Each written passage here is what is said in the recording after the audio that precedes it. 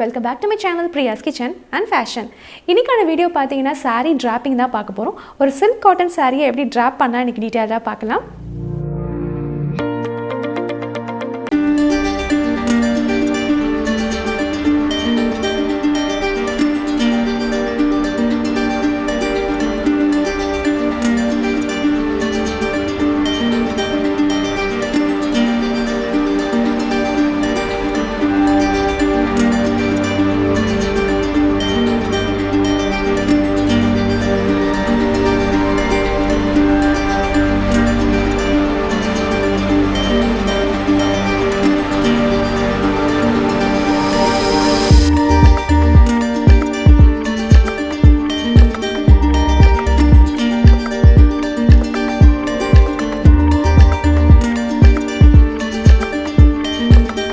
வந்து கழண்டு வந்துரும். ஸோ எப்போவுமே அந்த இடத்துல ஒரு பின் பண்ணிக்கோங்க.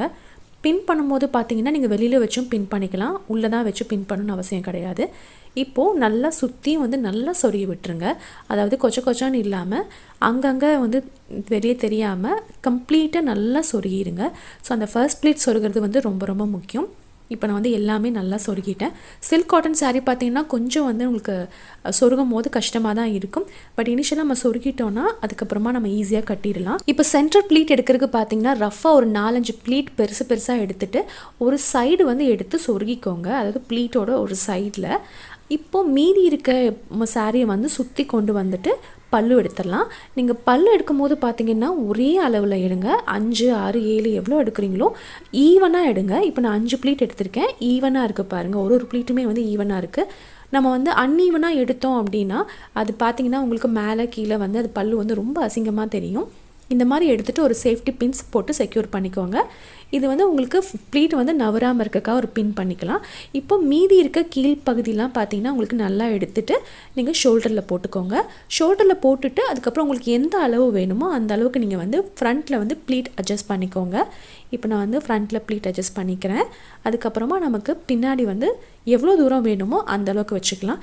எப்போவுமே பல்லு பார்த்தீங்கன்னா நல்லா லாங்காக விடுங்க, அப்போ தான் ரொம்ப அழகாக தெரியும். இப்போ உங்களுக்கு இந்த மாதிரி பார்டர் சாரீனா அந்த ஃப்ரண்ட்டில் பார்டரை மட்டும் எடுத்து போட்டோன்னா பார்த்தீங்கன்னா ரொம்ப அழகாக தெரியுமோ. பார்டர்லெஸ் சாரீனா உங்களுக்கு வந்து எவ்வளோ ப்ளீட் வச்சாலுமே அழகாக தெரியும். இப்போ பாருங்கள், நான் முந்தி வந்து இவ்வளோ தூரம் வச்சுருக்கேன். அதாவது பாதத்தை விட கொஞ்சம் தான் கேப் கொடுக்கும். ஸோ அந்தளவுக்கு வச்சோன்னா ரொம்ப நல்லா டாலாக தெரியும்.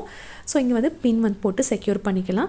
நீங்கள் பின் போடும் போது பார்த்தீங்கன்னா நல்லா குட்டியாக தெரிகிற மாதிரி போட்டுக்கோங்க. இப்போ கோல்டன் கலர் பார்டர்னா கோல்டன் கலர் பின் போட்டிங்கன்னா உங்களுக்கு அந்த பின் வந்து ஆடாக தெரியாது. இப்போ ஃப்ரண்ட் ப்ளீட் பார்த்தீங்கன்னா சரி பண்ணிக்கோங்க. முடிஞ்ச அளவுக்கு கையில் வந்து அமுத்தி கொடுத்து நீங்கள் சரி பண்ணிக்கோங்க. அது ப்ளீட் வந்து அப்படியே நிற்கும். காட்டன் சாரினால உங்களுக்கு ஒரு தடவை நீங்கள் ப்ரெஸ் பண்ணி ப்ளீட் எடுத்துட்டிங்கன்னா அது அப்படியே நின்றும். இப்போ ஃப்ரண்ட் ப்ளீட்டை வந்து நல்லா சுற்றி கொண்டு வந்து இந்த சைடில் பார்டர் வந்து இப்படி முன்னாடி வச்சுக்கோங்க. எவ்வளோ தூரம் உங்களால் இழுக்க முடியுமோ இழுத்து ஒரு பின் குத்திக்கோங்க. ஏன்னா அந்த ப்ளீட் பார்த்தீங்கன்னா உங்களுக்கு நகராமல் அப்படியே இருக்கும். ஸோ இந்த கார்னரில் ஒரு பின் வந்து நீங்கள் குத்திக்கோங்க. இந்த பின் குத்தும் போது பார்த்தீங்கன்னா இன்ஸ்கர்ட்டோடு சேர்த்து குத்திக்கோங்க. அப்போ தான் அந்த ப்ளீட் வந்து நகராமல் இருக்கும். இப்போது சைடில் பார்த்தீங்கன்னா 1, 2, 3 அந்த மாதிரி உங்களுக்கு எவ்வளோ வேணுமோ அதை வந்து நீங்கள் எடுத்துக்கோங்க. எடுத்துகிட்டு நீங்கள் ஏற்கனவே அந்த ப்ளீட் குத்திருந்தீங்க பார்த்தீங்களா ஒரு பின்னில், அந்த பின் கூடயே வந்து இந்த 2 ப்ளீட்டுமே ஜாயின் பண்ணி குத்திக்கோங்க. ஸோ அப்படி குத்தும் போது பார்த்தீங்கன்னா உங்களுக்கு நவராமல் இருக்கும். இல்லைன்னா தனியாக கூட உங்களுக்கு இந்த 2-3 ப்ளீட் எடுத்து நீங்கள் தனியாக கூட பின் பண்ணிக்கலாம். இது கூட தான் சேர்த்து குத்தணும்னு அவசியம் கிடையாது. நான் எப்போவுமே இந்த மாதிரி சேர்த்து குத்திடுவேன். ஸோ அது பார்த்திங்கன்னா அந்த ப்ளீட் வந்து எப்போவுமே நகராமல் நம்ம கீழே உட்காந்து எந்திரிக்கும் போது கூட அது அப்படியே இருக்கும். இப்போ சென்டர் ப்ளீட் வந்து எடுத்துடலாம். சென்டர் ப்ளீட் எடுக்கும் போது பார்த்தீங்கன்னா உங்களுக்கு லெஃப்ட் சைடு ஈஸியாக இருந்துச்சுன்னா லெஃப்ட் சைடில் எடுங்க, இல்லை ரைட் சைடில் கூட எடுங்க. ஸோ எடுக்கும் போது இதுவுமே பார்த்திங்கன்னா நல்லா ஈவனாக எடுங்க. ஒன்று பெருசு ஒன்று சின்னது அந்த மாதிரி எடுக்காதீங்க. முடிஞ்ச அளவுக்கு ஈவனாக வர மாதிரி பார்த்து நீங்கள் எடுத்துக்கோங்க. அண்ட் கடைசியாக ஒரு ப்ளீட் வரும் பார்த்தீங்களா, அது வந்து எவ்வளோ தூரம் உங்களுக்கு முன்னாடி கொண்டு வர முடியுமோ அந்த மாதிரி கொண்டு வந்துக்கோங்க. கொண்டு வந்துட்டு நீங்கள் ப்ளீட் வந்து அட்ஜஸ்ட் பண்ணிக்கோங்க. இப்போ சென்டர் ப்ளீட் அட்ஜஸ்ட் பண்ணும்போது பார்த்தீங்கன்னா மொத்தமாக அப்படியே வச்சு உள்ளே சொருகாதீங்க. அந்த ப்ளீட் பார்த்தீங்கன்னா அதாவது ஆர்டராக அரேஞ்ச் பண்ணுங்கள். ஃபஸ்ட்டு 1, செகண்ட் 1, தேர்ட் 1 பார்த்திங்கன்னா அப்படியே உங்களுக்கு ஒரு மாதிரி லைனாக அரேஞ்ச் பண்ணுங்கள். ஸோ அப்போ நம்ம உள்ளே சொருகும் போது பார்த்திங்கன்னா ரொம்ப அழகாக விசிறி மாதிரி இருக்கும். இந்த மாதிரி அரேஞ்ச் பண்ணிட்டு ஒரு பின் வந்து போட்டு செக்யூர் பண்ணிக்கோங்க. இந்த மாதிரி பின் போட்டால் அந்த சென்டர் ப்ளீட் பார்த்திங்கன்னா உங்களுக்கு அப்படியே இருக்கும், ரொம்ப நேரம் கூட அந்த ப்ளீட் வந்து தாங்கும். இப்போது நடுவில் இந்த ப்ளீட்டை நீங்கள் விட்டுட்டு இந்த மீதி இருக்க பார்ட்டை உள்ளே சொருகிடுங்க. நீங்கள் சொருகும் போது நீட்டாக சொருகுங்க. அண்ட் எப்போவுமே கொஞ்சம் ரைட் சைட் தள்ளி சொருகுங்க. உங்கள் தொப்புளுக்கு ரைட் சைடில் கொஞ்சம் சொருகுங்க. லெஃப்ட் சைடு வர வர பார்த்திங்கன்னா உங்களுக்கு சாரியோட லுக்கே வந்து மாறிடும். இப்போது இந்த சைடில் வந்து எங்கள் கையை விட்டு உங்களுக்கு எவ்வளோ ப்ளீட் வேணுமோ அந்தளவுக்கு நீங்கள் மடிச்சுட்டு நல்லா இழுத்துட்டு நீங்கள் அந்த இன்ஸ்கர்ட் கூட சொருகிடுங்க. நம்ம உள்ளே ஒரு ப்ளீட் விட்டோம் பார்த்திங்களா, அதை வந்து நீங்கள் உள்ளே சொருகிக்கணும். இப்போ பாருங்கள் சைடில் உங்களுக்கு நல்லா நிறையா ப்ளீட்ஸ் வந்துருச்சு. இதை வந்து உங்களுக்கு 5, 6ன்னு கூட நீங்கள் எவ்வளோ வேணால் வச்சுக்கலாம். நீங்கள் அதை அட்ஜஸ்ட் பண்ணி நீங்கள் வந்து இழுத்து ரைட் சைடு வந்து சொருகிக்கோங்க. ஸோ அப்படி பண்ணும்போது பார்த்தீங்கன்னா உங்களுக்கு ப்ளீட் வந்து நல்லாயிருக்கும். சைடில் பார்த்தீங்கன்னா ரொம்ப ஷேப்பியாக ஸ்ட்ரக்சராக தெரியும். உங்களுக்கு வந்து அப்படி உங்களுக்கு கீழே இறங்கி வந்துடும், சைட் ப்ளீட் வந்து அந்த சின்ன சின்ன மடிப்பெல்லாம் போயிடும்னு நினச்சிங்கன்னா நீங்கள் வந்து ரைட் சைடில் நீங்கள் உள்ளே சொருகும் போது பார்த்தீங்கன்னா ஒரு பின் கூட குத்திட்டு நீங்கள் சொருகிக்கோங்க. ஸோ அந்த சைட் ப்ளீட்ஸ் சின்ன சின்ன ப்ளீட்ஸ் இருக்குது பார்த்தீங்களா, அது வந்து உங்களுக்கு அப்படியே இருக்கும். இப்போ வந்து சென்டர் ப்ளீட் வந்து அட்ஜஸ்ட் பண்ணிக்கலாம். சென்டர் ப்ளீட் பார்த்திங்கன்னா நல்லா ஒரு ப்ளீட்டாக எடுத்து நீங்கள் கையிலேயே அமுத்தி நீங்கள் பண்ணிங்கன்னா அது அப்படியே நிற்கும். அயர்ன் பண்ணணுன்னு அவசியமே இல்லைங்க. இந்த சாரீ பார்த்திங்கன்னா உங்களுக்கு silk cotton sari. So once நம்ம பண்ணிட்டோன்னா அந்த ப்ளீட் வந்து அப்படியே நிற்கும். ஸோ முடிஞ்ச அளவுக்கு நல்லா சென்டர் ப்ளீட் அட்ஜஸ்ட் பண்ணிவிட்டு இப்போ ரைட் சைடில் பார்த்திங்கன்னா ஒரு சின்னதாக ஒரு பார்ட் மீதி இருந்துச்சு, அதை வந்து நல்லா பின்னாடி கொண்டு வந்து நீங்கள் சொருகிடுங்க. ஸோ அப்படி சொருகும் போது பார்த்திங்கன்னா உங்களுக்கு ரைட் சைடில் அப்படி வந்து தூக்கிட்டு இருக்க மாதிரி இருக்காது. ஸோ கம்ப்ளீட்டாக உங்களுக்கு சாரீ வந்து ரொம்ப அழகான ஒரு லுக் கொடுத்துரும். இப்போ உங்களுக்கு நீங்கள் ஃப்ரண்ட்டில் வந்து அட்ஜஸ்ட் பண்ணிக்கோங்க.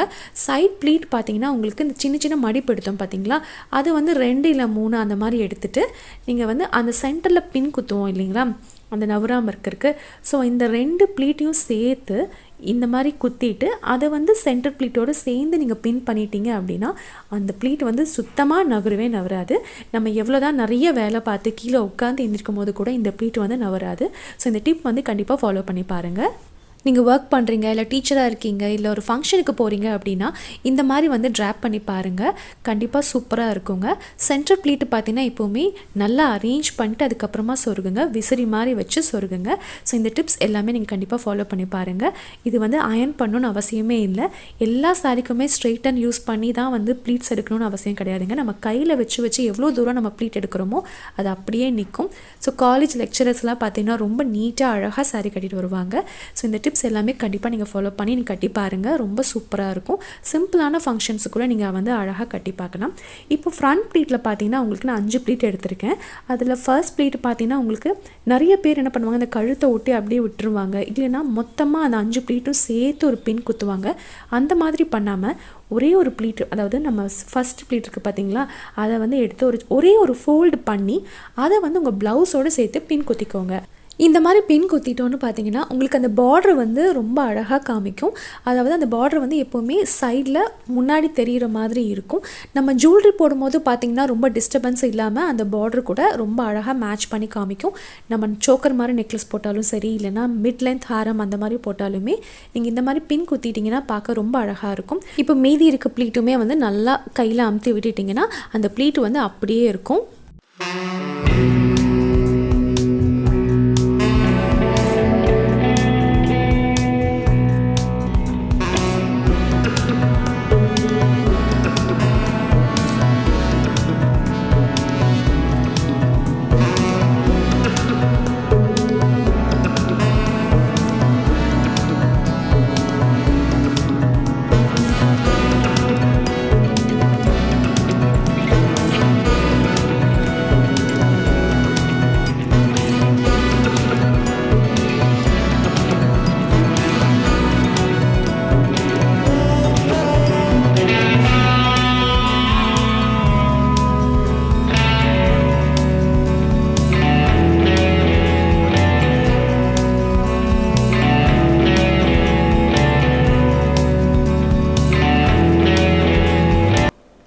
சாரீ டிராப்பிங் வீடியோ பிடிச்சிருக்குன்னு நினைக்கிறேன். அப்படி பிடிச்சிருந்துச்சுன்னா ஒரு பிக் தம்ஸ் அப் கொடுங்க. உங்கள் ஃபீட்பேக்கை கமெண்ட் செக்ஷனில் சொல்லுங்கள். மீண்டும் இன்ட்ரெஸ்டிங்கான வீடியோவில் உங்கள் எல்லாரையும் சந்திக்கிறேன். அது வரைக்கும் பாய்.